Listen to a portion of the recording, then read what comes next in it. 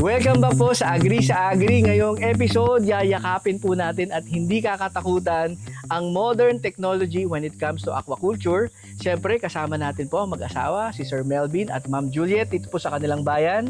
Barangay Trapiche, Tanawan City, Batangas. Ayan. So, ito po kanilang area dito is 5,000 square meters at naialat na nila ang kanilang aquaculture setup dito around how many square meters po? More or less 200 to 250 square meters. Ayan. So, maliit po na espasyo, kitang-kita natin, pero mataas po ang possible productivity nila dito. So, dahil po sa ating gagamiting technology, ang circular tanks na ang gamit po ay ang fiberglass, of course, yung biofloc technology, kaya po nilang makaharvest dito more or less 5 to 6 tons ang pwede. 200 square meters pero meron po sila ngayon 11 circular tanks ang kaya po sa pag-aalaga ng hito. So ang laki po ng difference noon kung magpapagawa kayo ng earthen pond. Yun po ang ating tatalakayin, yung advantages, pros and cons at syempre yung advantage ng modern technology na medyo mataas ang investment pero in the long term, mababawi nyo agad dahil mataas po ang productivity. Ayan, so kikilalanin po natin ang mag-asawa na ito na napakahilig sa negosyo. Halos lahat na po ng member ng family may kanya-kanyang negosyo. Pero hanggang ngayon, tuloy pa rin sa pag-i-invest at ngayon naman ay papasukin na rin ang aquaculture hanggang sa kanilang pag-retire na. Ayan, sir. So ano ba yung excitement nyo ngayon? May bago kayong project mag-asawa? We are concentrating right now dito sa aquaculture. So yung ibang venture, I let my children to think about it. Kung possible, sa tingin natin magiging magandang turn on. Itong aquaculture na ito, definitely, kung meron akong 5,000 square meter dito sa area, in the near future, baka magkaroon pa ulit ng isang set dyan sa... Yeah, mapupuno na. Yes. Mapupuno. At ang nakakatuwa po sa aquaculture is para kang naglalarong tubig. So, ibig sabihin, bumabalik kayo sa pagkabata. Ayun. Ma'am, excited ka na bang kawkawin yung pan mo? Excited na. Ayan. At syempre, marami kayong malulutong ulam. Sobra-sobra na para sa iyong mga kapitbahay, mga bisita, araw-araw pwedeng piyesta. At ang kagandahan po nito, hindi lang po ito pang hito or tilapia, maaari po tayong mag-alaga din ng hipon, katulad ng ulang, baname, at iba-iba pa mong pwede nating gamitin. No? Depende po sa inyong gustong ipurso na path. Siyempre, depende rin po sa budget within inyong area. Don't forget to like and subscribe. I am Melvin Castro. Itong aking asawa, may bahay, si Julieta Castro. Juliet na lang. Juliet na lang daw, para medyo ng konti. Nandito po kami sa Barangay Trapiche, Tanawan, Province of Batangas. So right now, nandito tayo sa venture namin. Inuumpisahan ang aquaculture. Kami po ay magpo-propagate ng hito sa tulong at technology ni Sir John. So right now, meron kaming 11 fiberglass basin. Right now, under construction pa rin itong project. Hopefully within a month, makapaghulog na po kami ng fingerlings. Well, I was surprised to learn about the new technology on aquaculture. I think it's bioflux through the help and technology of Sir John. Right now, ang circular tank natin is made of fiberglass. Most likely, nasa 200-250 square meter lang ito. It is resistant for heat and all weather. Ito po ay tumatagal based on my experience kasi I really know fiberglass a lot in my life. Isa din sa hanap buhay ko gumawa ng product out of fiberglass material. So ito po can last more or less 50 years basta maalagaan po natin siya. So the beauty of this, hindi mo na kailangan maghukay, install mo siyang ganyan, that's it. The technology will be provided by Sir John para improve natin yung quality of water. Para yung produkto natin na hito ay maganda ring i-market na malinis at quality.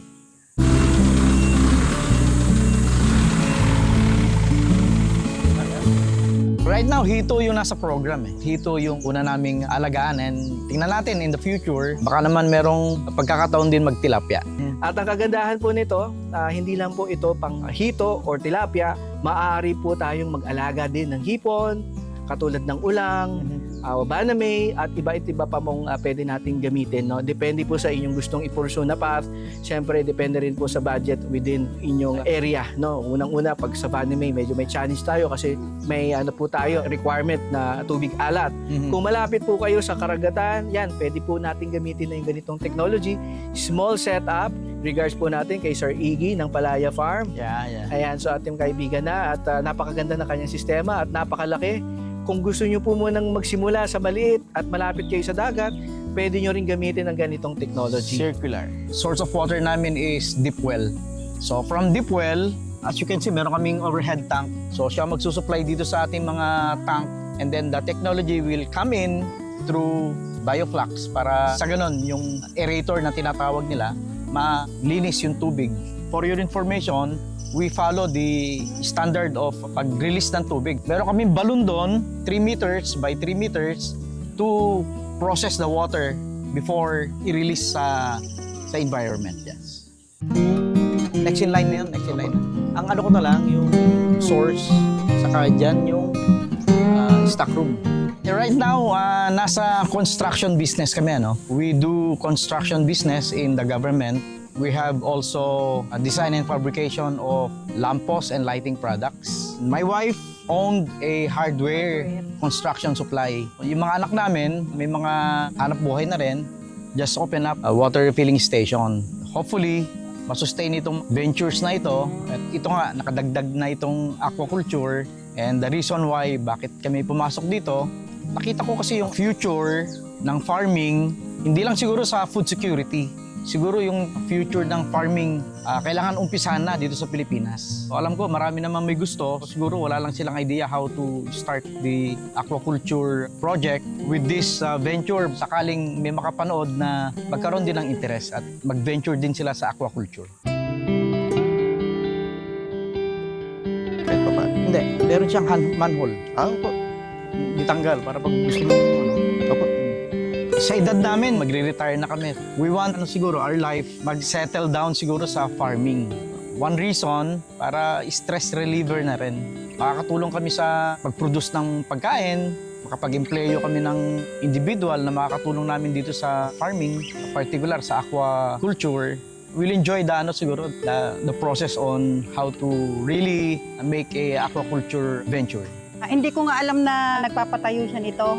Nakita ko na lang, nag-uumpisa na. Talaga hindi siya tumitigil sa paghahanap ng kanyang mapapaglibangan. Talaga ang gusto niya dati ay magkaroon siya ng malaking farm.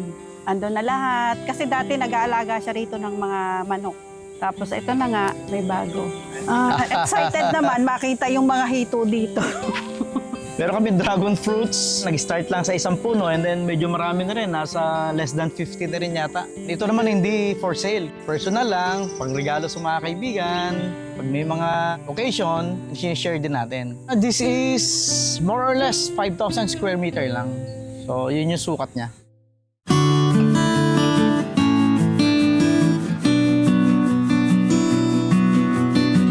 Nako mga kababayan, isang karangalan po ang mag-invest po sa isang aquaculture or farming. Number 1 po, food security po na kailangan po ng Pilipinas. Makapagbahagi po tayo ng ating production, ay palagay ko malaking bagay na po yun. Anything that we can produce na mapapakinabangan po ng ating mga kababayan, maliit man yan o malaki, ang importante po nakakapag-share po tayo ng pagkain sa hapag ng mga Pilipino. Creating a farming, palagay ko ito po ay magandang tools para sa mga kabataan na think on creating or venturing into farming. Sasabihin nyong mababang uri ang farming, nagkakamali po kayo dyan. Ang farming po ay isang napaka-disenteng hanap buhay sapagkat ito po tayo ay nagbibigay ng pagkain sa hapag ng kapwa natin Pilipino. Hindi lamang po yan, nakapag-generate pa rin po tayo ng trabaho at magandang po ito, outlet po para sa mga kababayan natin. Pumasok po kayo sa farming, maliit man yan o malaki.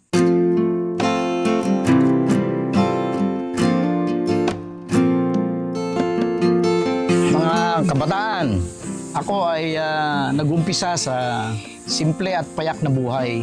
Galing po ako sa isang probinsya, nangarap kung ano ang tatahakin ng aking buhay. Ako ay nagsumikap, ako ay nagtiis at nagsakripisyo. Ngayon po, ang estado ko sa buhay, hindi naman po ako yung tinatawag na nasa taas. Hindi po, nasa on the average lang po tayo. My point of view is, mangarap po kayo. Hindi po bawal ang mangarap. Ito po ang pinakalibre sa buong mundo. Karapatan po natin na mangarap. But be sure, yung mga pangarap na yan, pagtrabahuhan ninyo. Hindi ito nagagawa overnight. At hindi ito basta na lang darating sa buhay mo. You have to work on it. Pagtiyagaan mo ang buhay, makibaka ka sa buhay, and most of all, magaling kang makisama sa tao. Kasi yan po ang isang key of a success of an individual. Kailangan yung natatanggap mong graces, success in life, you share it with nangangailangan. Bottom line, kung ano po yung natatamasa natin sa buhay, huwag po natin ipagkait na i-share.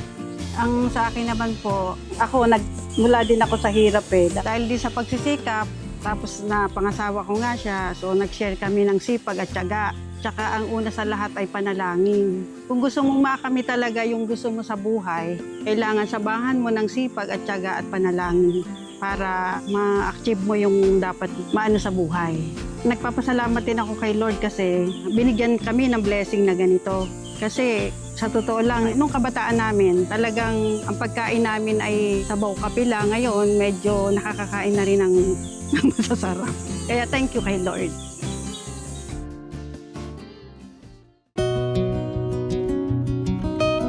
Actually, dito bodega ko eh. So, dito na po natin nilalagay yung mga rito po. Sir, may gusto ba kayong batiin muna sa mga kababayan natin, mga viewers, mga kamag-anak? Marami tayong viewers sa US, sa Canada, Australia, mga Middle Eastern countries. Siguro yung mga kaibigan natin all over the world, from Australia, Japan, Korea, and sa US.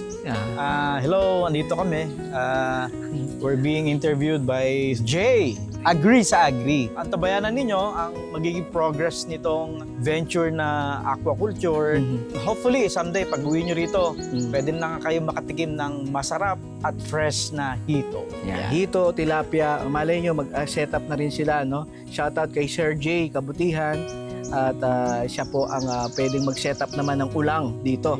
Dahil fresh water, pwede tayong mag-grow out ng ulang sa fresh water setup using circular ponds. Marami pong mga possibilities. Or mas mababa, pwede tayong mag-alaga ng crayfish. At marami po tayong pwedeng experiment or i-pursue, lalong-lalo na meron tayong backup na technology support natin dito. And again, sir, ang ating mga kababayan, we want to impart sa inyo ang message na wag po nating katakutan Yes. ang technology.